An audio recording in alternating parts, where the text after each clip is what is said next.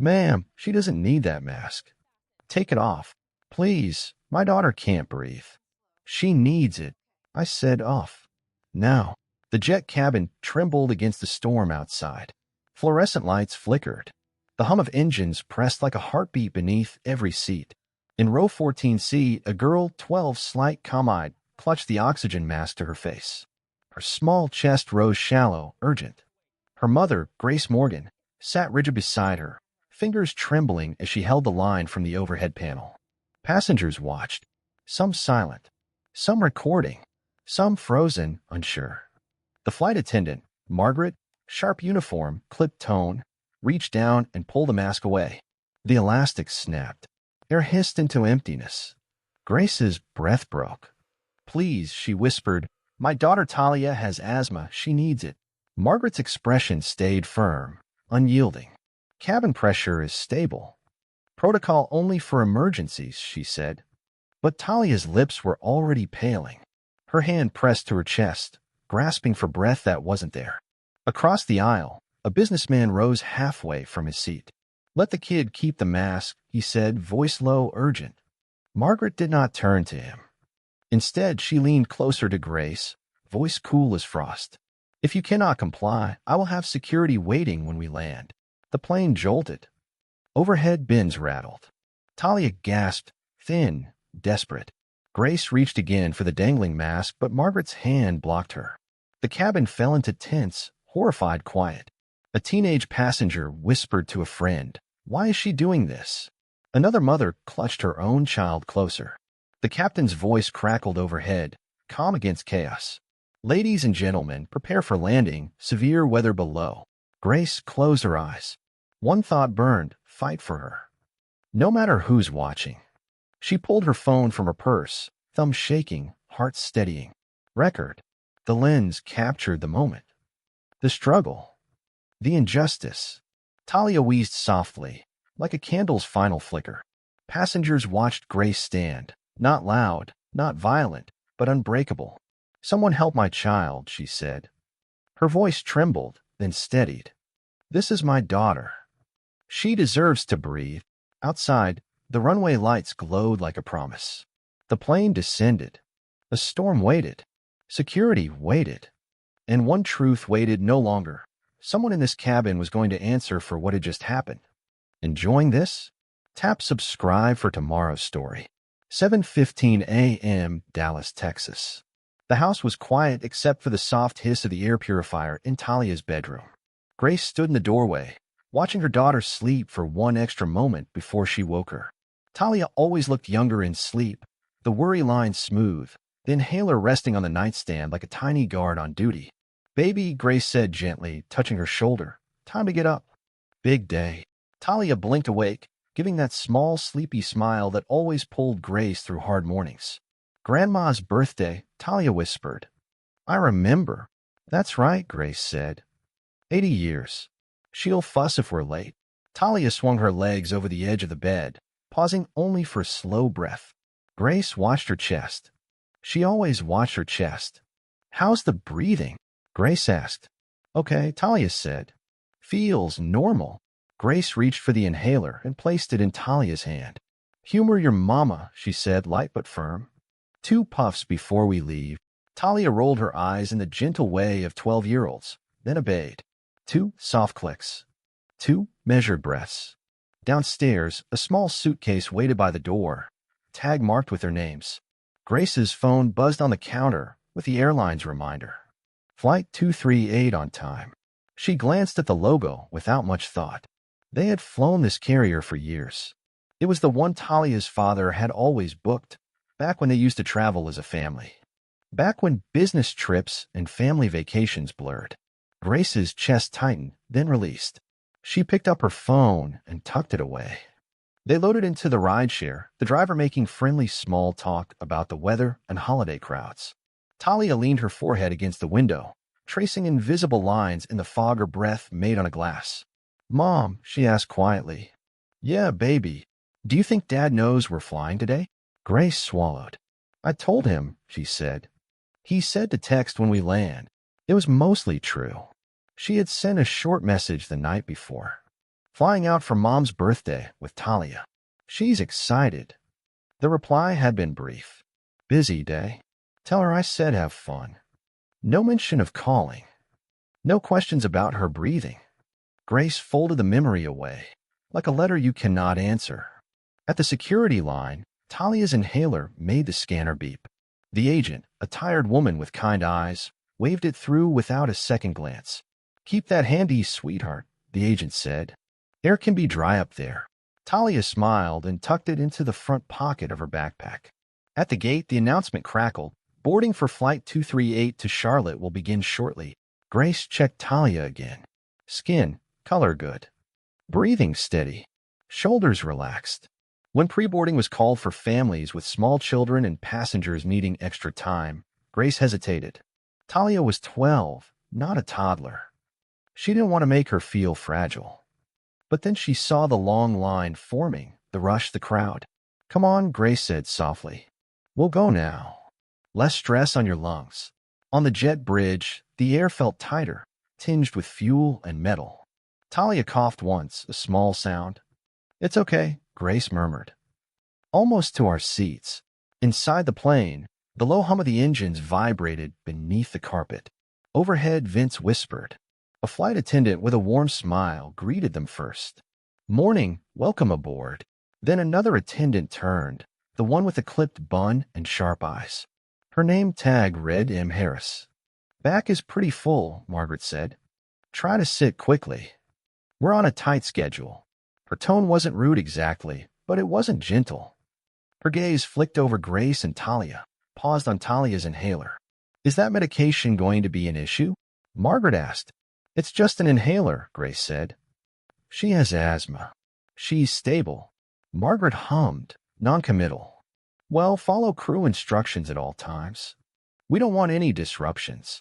Something in her emphasis made Grace's stomach twist. They moved down the aisle to row 14. Grace helped Talia with her seatbelt, then sat, listening to that ever-present hum under their feet. Talia reached for her hand. Mom, you're squeezing too tight. Grace loosened her grip and smiled. Sorry, just tired, she lied. At the front, Margaret snapped overhead bins shut with firm, echoing thuds. Each click sounded like a decision already made. Grace looked up at her and felt, without knowing why, a small chill run through her. She had no idea that in a few hours, that woman's hands would be on her child's only lifeline. The cabin doors closed with a hollow thunk that rippled through the rows. Seat belts clicked like muted percussion. The captain's voice came smooth and distant over the speakers. Good morning, folks. Should be a calm flight into Charlotte. 2 hours, 10 minutes. Sit back and relax. Grace tried to relax. She angled the overhead vent toward Talia, giving her a steady stream of cool air. Talia settled with a book on her lap, though she only traced the cover with her thumb, reading nothing. Takeoff was uneventful, just the usual push into the seatbacks, the engines rising in a long metallic roar, Dallas shrinking below like a toy city. Grace counted her breaths with her daughters. Slow, even, controlled. 20 minutes in, turbulence began to tap against the fuselage, first a polite knock, then a firmer rattle. Seat belt signs blinked. Drinks paused. Talia stiffened. Grace leaned close. You're okay. Inhale through your nose, out through your mouth. Talia nodded, though her next breath was tight around the edges. Grace scanned for Margaret, hoping for reassurance. Instead, she saw her at the front galley speaking to another attendant, arms crossed, frown set like stone. The kind attendant from boarding, Emily, came down the aisle with calm eyes and measured steps. Everything all right here? She asked softly. Talia's breathing is a bit strained, Grace whispered. Could we possibly get an extra pillow to sit her up more? Emily nodded. Of course. Let me grab one. Grace exhaled, grateful, until Margaret intercepted Emily mid-aisle, hand lightly grabbing her elbow. No extras, Margaret said. Cabin's full. We're short on supplies. She's a minor with asthma, Emily replied. It would help her posture. Protocol only allows. I know the protocol, Emily murmured, and there's discretion for medical comfort. Their voices stayed low, but Grace heard every word. Emily returned with a pillow, slipping it behind Talia with gentle precision. Better? She asked. Talia nodded. Her breathing eased, just slightly, just enough. Emily smiled. If you feel tightness, let me know early. We have oxygen if needed. Grace opened her mouth to thank her, but Margaret appeared at her shoulder like a shadow. Oxygen is for emergencies only, she said. Not discomfort. We follow standards here. Her gaze pinned Grace like a spotlight. Not the girl. The mother. Grace kept her voice even. I understand. We'll ask if her condition worsens. Margaret didn't leave. She scanned the inhaler peeking from Talia's backpack pouch. You'll need to stow that. Nothing loose in the seat backs during turbulence. It's medication, Grace said, tone steady but thin. She needs fast access. Margaret's jaw flexed. You may keep it visible, but do not apply oxygen unless instructed. Understood. Grace forced herself to nod. Understood. The plane jolted again, harder this time. Coffee lids quivered, a few passengers gasped. Talia inhaled sharply, throat closing like a soft fist. She reached for her inhaler, but her fingers trembled. Grace guided her hand, helped her press the chamber once, twice. Talia's chest eased, but not fully. A faint wheeze lingered like a stubborn thread. Emily returned briefly, voice warm. You're doing great, sweetheart. Keep breathing slow. I'll bring water when the captain clears movement again. She moved on. Margaret watched her go, expression unreadable. Grace felt the pressure she couldn't name, like standing at the edge of something she could not yet see. Passengers around them shifted, unsettled. A man in 14A whispered to his wife. She looks like she needs help. His wife nodded, sympathetic, hands clasped tight. Grace squeezed Talia's shoulder. We'll get through this flight. Grandma's waiting. Talia tried to smile, but another tremor of turbulence sent a ripple through the cabin. Colors drained from her face. Grace's heart stuttered. She did not yet know the storm outside was nothing compared to the one about to rise inside this plane. 10:04 a.m., cruising altitude, somewhere over Arkansas. One of only 2 timestamps allowed. The turbulence steadied, but Talia did not. Her breaths came thin, like paper sliding through a crack. Grace felt it before she heard it, the subtle, uneven pull of her daughter's lungs. She pressed the call button. A soft chime. Light overhead. No one came. Grace waited 5 seconds. 10. 30. She leaned across the aisle. Excuse me, she said to a passing attendant. Emily, balancing a tray now cleared for service. Emily paused instantly. Yes, ma'am. My daughter's breathing is worsening. She needs oxygen soon if this continues. Emily's face softened with immediate concern. I'll get a portable canister. Just in case. Margaret has key access. Grace's shoulders loosened, briefly, until Margaret appeared from the forward galley, stepping between them like a checkpoint gate. What's the issue? Margaret asked, voice brisk. Emily spoke calmly. Talia's breathing is strained. We should prepare oxygen. Protocol is clear. Margaret cut in. No oxygen unless the captain declares medical necessity. There's no emergency. Grace's voice trembled, but it held. It becomes an emergency fast. Please let her breathe. Margaret's tone sharpened. She already used her inhaler. Too much oxygen can induce dependence. We cannot risk misuse. That's not medically accurate, Grace replied, heat rising in her words. Several passengers turned.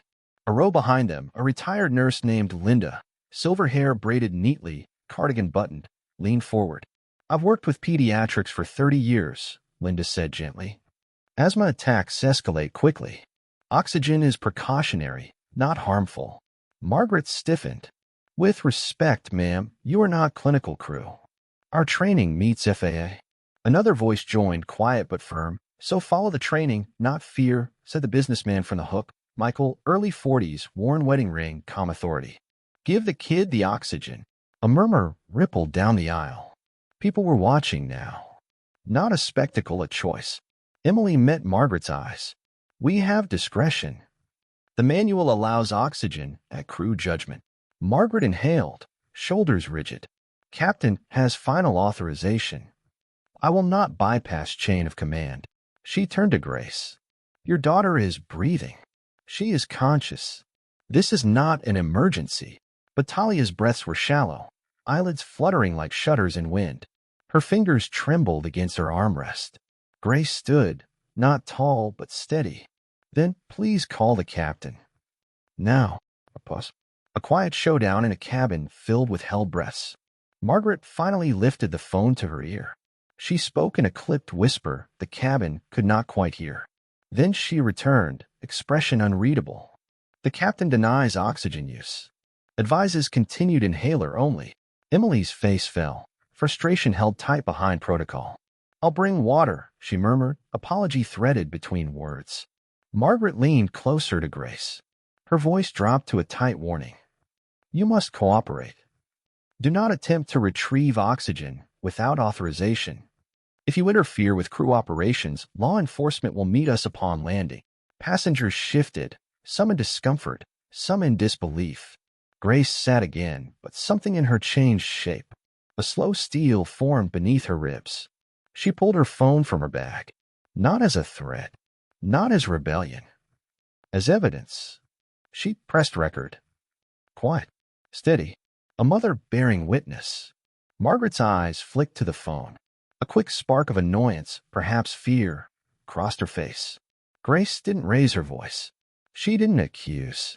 She simply said, softly enough for the mic to catch, my daughter is struggling to breathe. We have requested oxygen. We have been denied. The cabin held its breath with her. And fate, already set in motion, moved 1 inch closer to breaking point. Grace kept the recording going, phone resting lightly in her palm. Not raised, not confrontational, just present. The camera captured Margaret's stiff posture, the rows of watching faces, the constant hum of machinery overhead. A quiet document of unfolding decisions. Talia wheezed, each inhale a thread pulled too thin. She leaned against Grace's shoulder, eyelids heavy. Grace stroked her hair. Stay with me, sweetheart. I'm trying. Talia breathed, voice barely sound. Margaret returned from the galley, jaw set. A small plastic cup of water sat on a napkin balanced in her hand. For her, she said, offering it like a solution wrapped in civility. Grace accepted the cup, but her voice did not soften. She needs air, not only water. You're escalating, Margaret replied. She glanced at the phone again, irritation tightening her movements. I need you to remain calm and compliant. We have procedures. Grace looked up, eyes clear as glass. I am calm. And compliance is not the same as silence. Passengers murmured, agreement mostly, though a few looked away, conflict tugging at them like gravity. Even compliance, after all, is a kind of comfort. Emily returned quietly, slipping a small blanket over Talia's lap. It's warm. It helps relaxation, she whispered. Grace met her eyes, gratitude wordless but deep. Then turbulence struck again, sharper this time. The cabin lights flickered. Baby cried. The soda spilled to the floor and rolled beneath seats like an untethered marble. Margaret braced herself on a headrest and spoke louder. All passengers must remain seated. Inhaler only. No oxygen masks are to be engaged. Emily hesitated. Margaret, cabin pressure variance if she decompensates. We follow orders, Margaret snapped. It was the first crack in her composure. The nurse behind them, Linda, lifted her voice, not shouting, but steady, trained authority. Child respiratory distress can worsen in minutes. If she loses consciousness, treatment becomes complicated. Michael the businessman added, you're turning this into liability. The mother is asking early. Help her prevent the crisis, not respond to it. Margaret's gaze flared. This is my aircraft cabin. Decisions fall under my operational authority. My aircraft. It was the first hint, small but sharp. A belief in personal control, ownership. A seed for what was coming. Grace placed the inhaler to Talia's lips again. 2 puffs. A shallow improvement, but fleeting as a matched flame. Talia clutched Grace's hand. Mom, my chest hurts. Grace felt fear bloom like cold water down her spine. She raised the phone, not to intimidate, but to record clearly. And Margaret's response came swift. Her hand shot out, fingers closing over Grace's wrist. Recording crew without consent is prohibited, she said. Her tone hovered like a blade. Stop now. Grace didn't pull away. Passengers are permitted to record for safety concerns. Margaret's grip tightened for a second, then released abruptly as she noticed watching eyes, phones lifting around a cabin like silent lanterns. One of them, an older man with a hearing aid, pressed his record button too. Another woman lifted her phone, voice soft. She has a right. Margaret's expression hardened into something immovable. Understood, she said coldly. Then she made a decision that would echo far beyond that cabin. She reached up, pulled Talia's oxygen mask access panel open, and in one sharp motion, removed the dangling mask from reach. Gasps spread like wind across wheat. Talia's breath hitched. Grace's heart broke and steeled all at once. Margaret spoke with finality. No oxygen. Emily stepped forward, but Margaret lifted a flat hand, halting her mid-stride. Control. Territory. Authority. She believed she held all of it. But one truth now hovered, unseen by her. Within this cabin sat power she could not see. A man whose silence was not weakness. A father who did get Grace's text, and who was already in the air, on another plane, heading toward the CEO headquarters that bore his name. Grace's phone buzzed once, silent vibration against her palm. She almost missed it, mind wrapped around Talia's wheezing breaths. But the name on screen froze her. Daniel Morgan calling. Her ex-husband. Talia's father. Absent lately, yes, but not indifferent. Never indifferent where Talia was concerned. Grace answered with trembling fingers. Daniel, she's struggling. They denied oxygen. Her voice broke like glass under pressure. Daniel's voice came through steady, sharp as steel drawn from sheath. Put me on speaker. Now. Grace tapped the icon. The line opened into the cabin, quiet, tense, every ear tilted toward Hope. Daniel spoke slow, controlled. This is Daniel Morgan. I need to speak with the lead attendant immediately. Margaret stepped forward, chin high. And who are you to issue demands on this aircraft? Daniel paused only one beat, then dropped the truth that changed the air itself. I own the airline you're standing in, he said. Well, certain. Daniel Morgan, CEO, Crescent Star Aviation. And you are endangering a minor passenger. A stunned stillness rippled through the cabin, like pressurization shifting, like gravity reassigning itself. Grace felt her chest tighten, not with fear now, but with something heavier, vindication, shock, relief tangled like threads. Margaret's composure faltered, just for half a breath. That's a not standard procedure for escalation, she said, voice thinner than before. Daniel continued, firm as engines on takeoff. You denied oxygen to a child displaying respiratory distress. Medical discretion allows precautionary supplemental oxygen, even without decompression. You violated passenger care protocol. He delivered policy like a verdict, not anger, but precision. Emily looked toward Grace, eyes wide with dawning understanding. She had sensed the wrongness, but now it had a name, a witness. Authority. Margaret swallowed. I acted according to safety guidelines. I have full, no, Daniel cut cleanly. You have situational authority. I have operational oversight. And I am listening as my daughter wheezes because of your refusal to follow basic humanitarian judgment. Daughter. The cabin registered the word like impact. Margaret took one step back, denial flickering in her eyes like dying resolve. You're saying she's my child, Daniel said. And Grace is her mother. A new wave washed across the rows. Empathy, outrage, protective heat. Passengers straightened. Phones lifted higher. No longer observers, witnesses. Daniel's voice sharpened. I'm landing at headquarters now. When this aircraft touches down, your supervisor, union rep, and legal will meet you at the gate. You will provide a written incident report. You will surrender your badge pending review. Margaret's breath hitched, and for the first time, fear cracked her stern veneer. Grace held Talia close. The girl's breaths were shallow still, but steadier under her mother's hand, as if the sound of her father's voice wove air back into her lungs. Emily stepped forward. No defiance, no hesitation now. Permission granted per emergency discretion, she said. She retrieved the portable oxygen canister herself, placed the mask gently over Talia's face, turned the valve. A soft hiss filled the space, sweet as rain to dry earth. Color moved back into Talia's cheeks. Her eyes fluttered open, clear. Relief like water after drought. Margaret opened her mouth to object, but over the speaker, Daniel ended any attempt. Safety first. Compassion always. That is the policy of my airline. A pulse ran through the passengers, a quiet applause of breath, eyes shining in solidarity.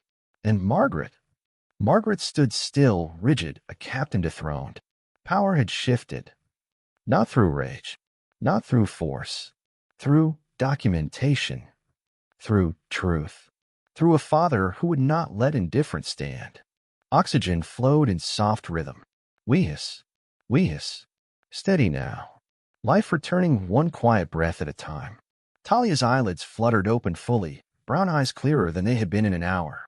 "Mom," she whispered through the mask, voice faint but alive, "I can breathe again." Grace pressed her forehead to Talia's, tears warm but controlled. "You're okay, sweetheart. You're okay." Passengers exhaled with her. Some reached tissues to their eyes. Others leaned back, shaken by what nearly happened. The plane felt different now, like everyone had aged 10 minutes together, heart synchronized. Margaret stood rigid at the aisle's front, uniform immaculate but shaken beneath it. She wasn't malicious, not inherently.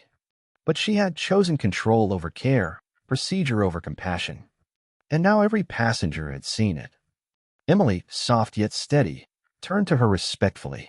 "Margaret, we need to complete an incident report in flight and notify the captain of oxygen administration." Margaret opened her mouth, but Grace's phone was still recording. Not raised high, not taunting, just present. Truth captured. Daniel's voice returned through speaker, calmer now that he heard Talia breathing. "I'm patching into operations. When you land, medical staff will already be waiting." No confrontation, just accountability. The businessman, Michael, nodded toward Grace. "You did everything right." Linda, the nurse, added gently, "You protected her before it became crisis." That matters. But all eyes drifted back to Margaret. This was the moment, the fulcrum. Would she double down or face herself?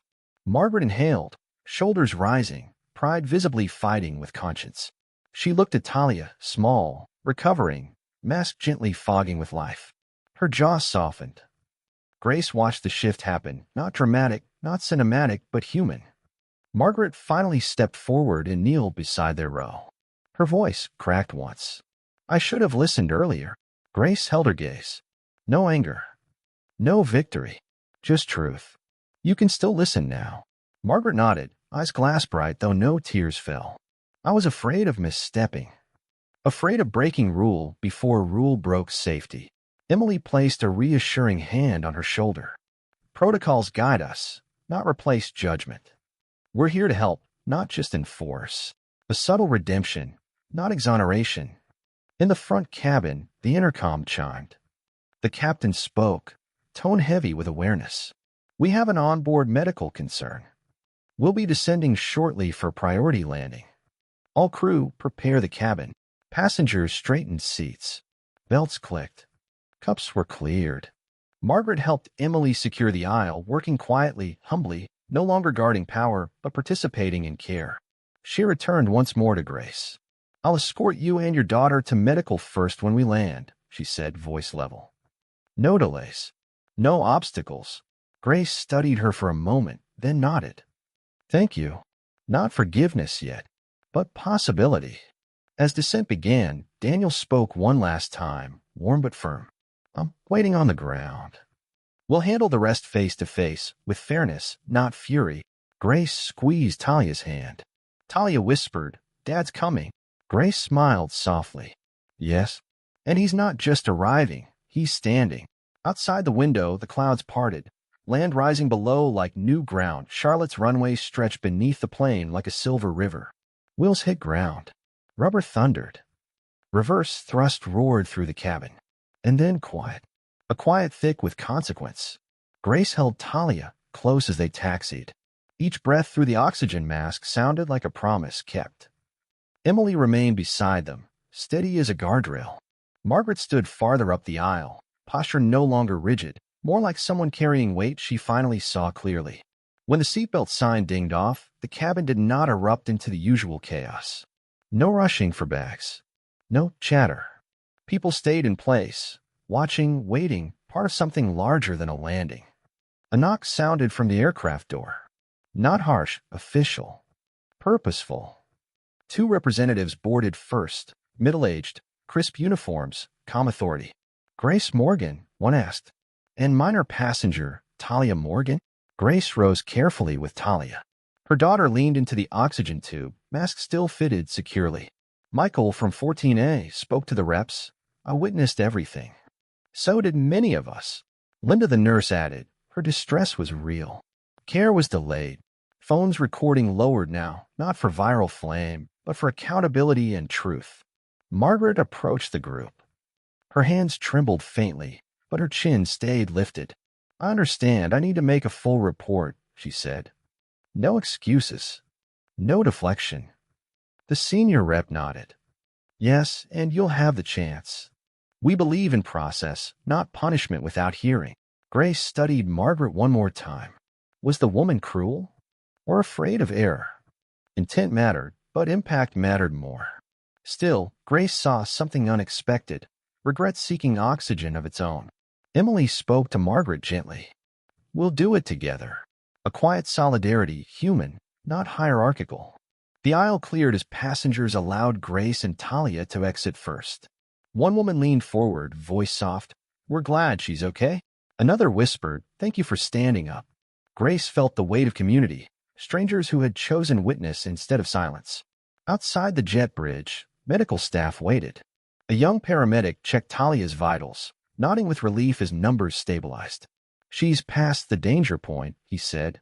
Oxygen for another hour, then observation. She was lucky you acted early. Grace's knees weakened with release. Lucky. No, protected. The airport doors opened to cold morning air, fresh, wide, forgiving. And there he was, Daniel Morgan. Tall, controlled, suit still crisp from travel, but his eyes, those eyes found only one person. Talia reached for him before Grace said a word. He wrapped her carefully around tubes and mask and equipment, one hand trembling as it cupped the back of her head. I'm here, he whispered. I'm right here. Grace stepped forward slowly. They had not touched in months, spoken little more than logistics, but in this moment, they were two parents standing at the same edge. Daniel met her gaze, his voice low. We'll address policy failures, training gaps, chain of command fear. Not just punishment. Reform. Grace exhaled. It was what she wanted.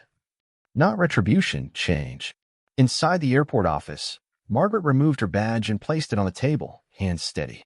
Until review is complete, she said. Emily set hers beside it, not required, but chosen.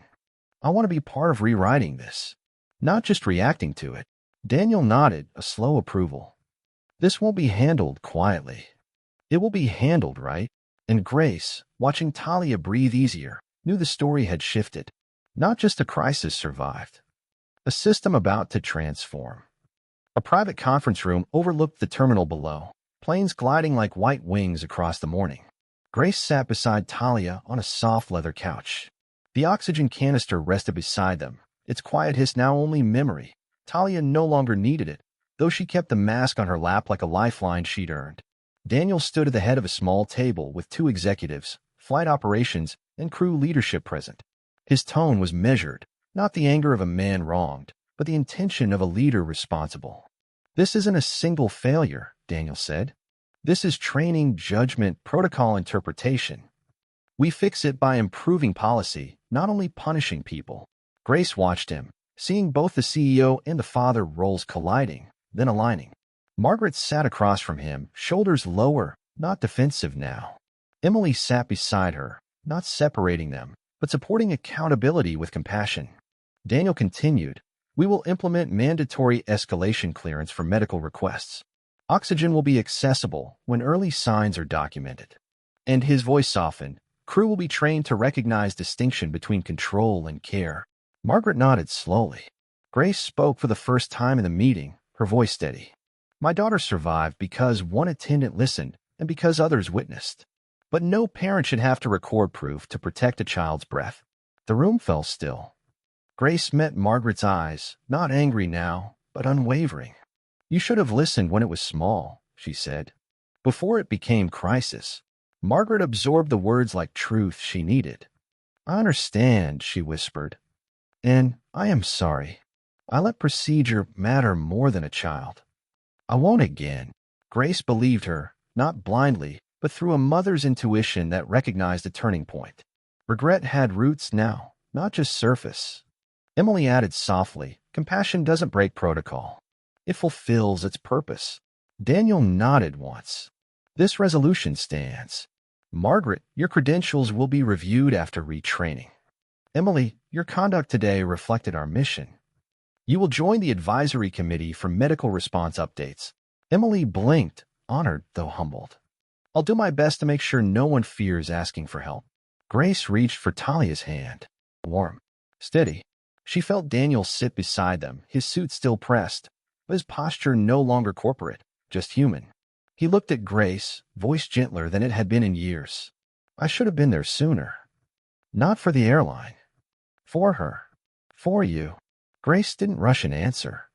Healing wasn't a switch, it was a slow gate opening. You're here now, she said. And you acted. That matters. He nodded, relief loosening his shoulders. They weren't fixed, but they were no longer divided. When they left the office, the concourse stretched wide, alive with travelers unaware of the storm one family had just weathered. Daniel carried Talia's backpack with its inhaler in the front pocket. Grace walked beside them, not behind, not ahead, together. Outside, a shuttle waited to take them to Grace's mother's birthday celebration. Life continuing. Breath continuing. Talia looked between her parents, eyes bright. Grandma's going to make me cake, she said. Grace smiled. She'll probably make you too. Daniel laughed softly, a sound Grace hadn't heard in too long. As they stepped into the sunlight, Grace felt something settle inside her. Crisis had broken things open. But in the cracks, growth was already pushing through. 3 months later, Charlotte Douglas Airport. The same terminal, but a different rhythm. A gentler one. Grace and Talia walked side by side to the gate where a new banner hung overhead. Passenger well-being first, Crescent Star's compassion standard. The policy Daniel implemented had spread through every crew team, quietly, steadily, like new breath filling old lungs.